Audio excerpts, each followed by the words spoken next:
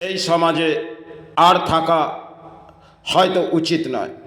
এবার ফিরে যেতে হবে, কারণ বহু দূর পথ এসেছি, হয়তো এসেছি বহু সময় কেটে গেছে। তাই অতি দুরবস্থা দারিদ্রতার মাঝেই মায়ের সেবা চালিয়েছিলাম, গুরুর সেবা চালিয়েছিলাম। কিন্তু যে প্রকৃতিতে আসছে সে কিন্তু অত্যন্ত ভয়ঙ্কর কিছু আসবে। কিন্তু দেশের দুরবস্থা ভেঙে পড়েছে, আর রাজ্যের দুরবস্থা যেন ধর্মের মাঝে যদি যায় সেখানে ভেঙে পড়েছে। কারণ আজ ধর্ম নিয়ে চিৎকার হয়, আর চিনি হয়তো দেশের রাজাকে শ্রদ্ধা করা উচিত, কিন্তু চিনি রাজ্যের রানী কি রাজাই হোক, তিনি যে পরিস্থিতির মাঝে হাঁটছে তাতে জানবেন দেশের ধর্মের পরিস্থিতিকে সে ভেঙে দিয়ে যাচ্ছেন।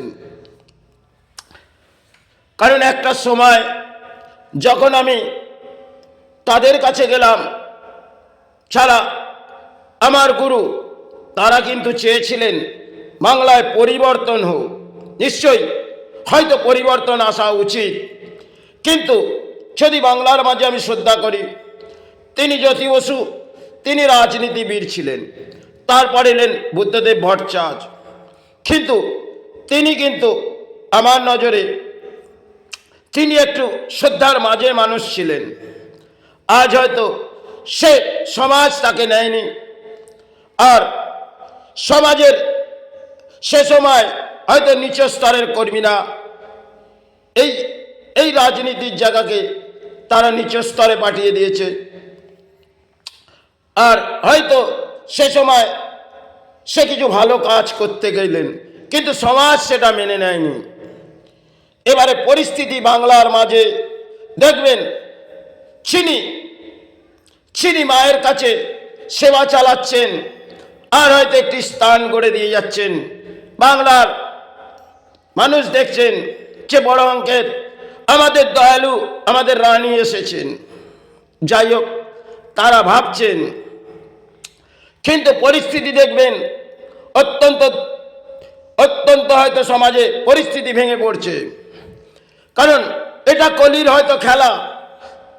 কারণ উনি যতক্ষণ এই বাংলায় এসেছে তাতে হয়তো কিছু কাজ হয়তো করণীয় করেছে, কিন্তু যে পরিস্থিতির মাঝে উনি হাঁটছেন তাতে সনাতন ধর্মকে উনি তলানিতে ফেলে যাচ্ছেন। তাহলে উনি কোন ধর্মের আশ্রয় নিয়ে কাটাচ্ছেন? কারণ ধর্মকে শ্রদ্ধা করুন, আর সেই ধর্মকে তিনি যেভাবে করণীয় কাজ করে যাচ্ছেন আর সমাজ দান নিয়ে যাচ্ছেন, এটা হয়তো কলির এক খেলা চলেছে, তাই সমাজ সেটাকে গ্রহণ করছেন। জানবেন অতি ভয়ঙ্কর, হয়তো আমার ব্যাখ্যা দেওয়া যায় না, কিন্তু আসতে চলেছে প্রকৃতিতে। তাতে জানি না এই প্রকৃতিতে কি ভয়ানক ঘটবে, কিন্তু যে পরিস্থিতি বাংলা ভেঙে পড়েছে, আর তাতে মনে হয় রাজনীতি এক শ্রদ্ধার জায়গা হয়ে গেছে, আর মানব জাতি ছাড়া তাকে দয়া সাহারার মাঝে ডাকছে। আজ তো রাজনীতির মাঝে আমার রাজ্য কেন, পুরো দেশ আর পুরো দেশের মানুষ এক রাজনীতির মাঝে চলে গেছে। কারণ ধর্ম শ্রেষ্ঠ, কারণ ধর্মতে কিছু পাওয়া যাবে না, আর রাজনীতিতে তাতে গেলে কিছু সাহারা পাবেন কিছু মানুষ, তারা কিন্তু রাজনীতি থেকে সাহারা পায়। আর ধর্মীয় মানুষ তারা কোনো জায়গা থেকেই কিছু পাবে না, আর তাদের চাইও না। কারণ বহু গুরু হয়তো তাদের এই রাজনীতির যিনি রানী, তেনাকে আশীর্বাদ করেছিলেন। আজ সে ব্যাখ্যা করছি। তেনার নাম লক্ষ্মণ বাবা। তিনি ব্যাখ্যা করলেন, আমার ছেলে দুটি কান বন্ধ করতে হলেন, কারণ সে সময় বহু গুরু তাকে আশীর্বাদ করছিলেন, হয়তো তার করণীয় যোগ ছিলেন। কিন্তু যে পরিস্থিতির মাঝে উনি বাংলায় হেঁটে গেলেন আর আজও হেঁটে যাচ্ছেন, এটা জানবেন ভারতবর্ষের মাঝে দুর্ভাগ্য। আর সমাজে একটি প্রলয় তো দেখেছেন, সাথে কামনা করি মহাপ্রলয় না আসে, কিন্তু পরিস্থিতি কিন্তু আসতে চলেছে। কারণ সমাজ ভেঙে পড়েছে, আর এই সমাজকে জাগানো যাবে না।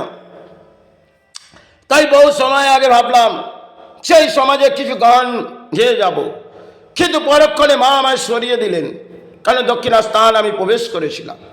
হয়তো এটা আমার কর্মের খেলা ছিল যখন তার ইদ্যতার মাঝে।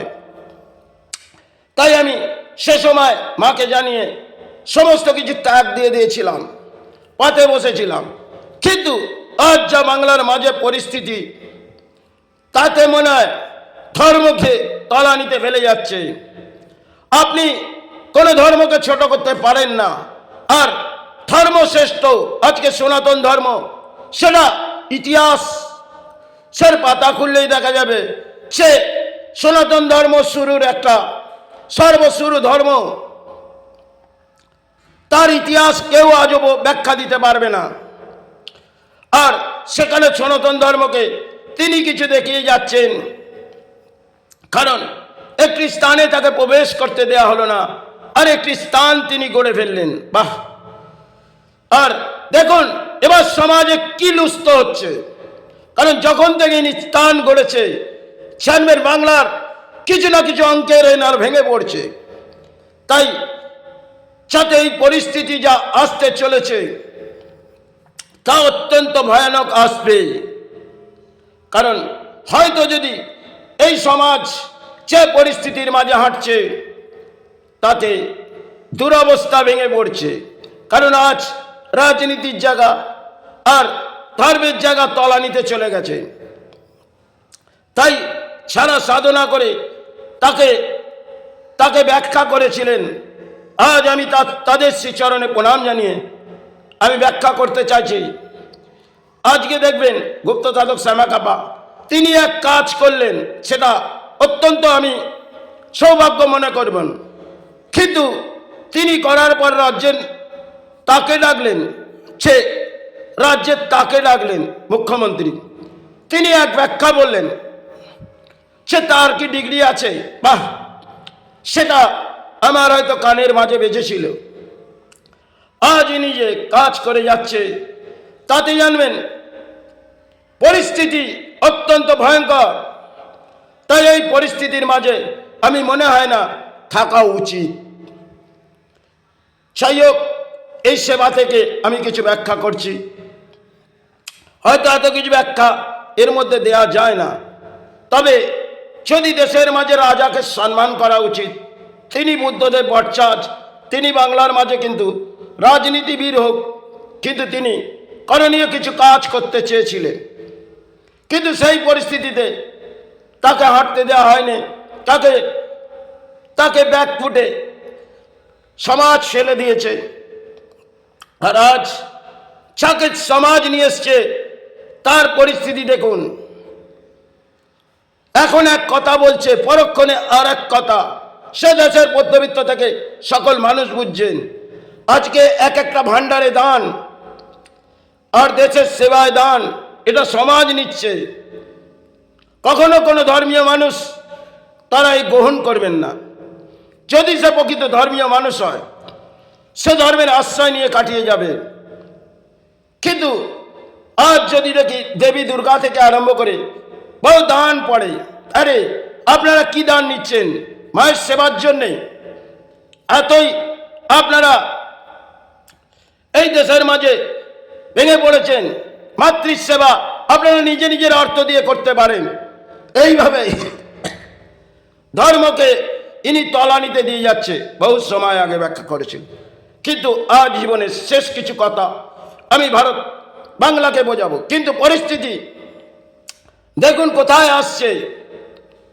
তাতে বলাই হয়তো করোনা কাল দেখেছেন, যদি মহাপ্রলয় এসে যায়, জানবেন এ রাজ্যের নেতা কেন, দেশের রাজা কেন, কেউ আর রুখতে পারবে না, এটা জানবেন।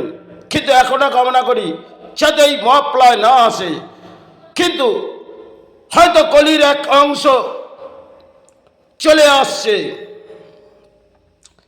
কারণ কলকি রূপ যদি আবির্ভাব হয় তাহলে জানবেন এই পৃথিবী ব্রহ্মাণ্ড হয়তো কিছু ভেঙে পড়ে যাবে। কারণ জল আর জল ছাড়া আর কিছু দেখতে পাবেন না, এটা আমি দেখেছি। কারণ রাত যখন গড়িয়ে যাচ্ছে তখন কোনো প্রাণী দেখা যাচ্ছে না, যেন সমস্ত কিছু ভরাডুবির মাঝে আসছে। এটা চোখের নজরে হাতে ফুল পুষবেন, তাই এ ব্যাখ্যা করছি না।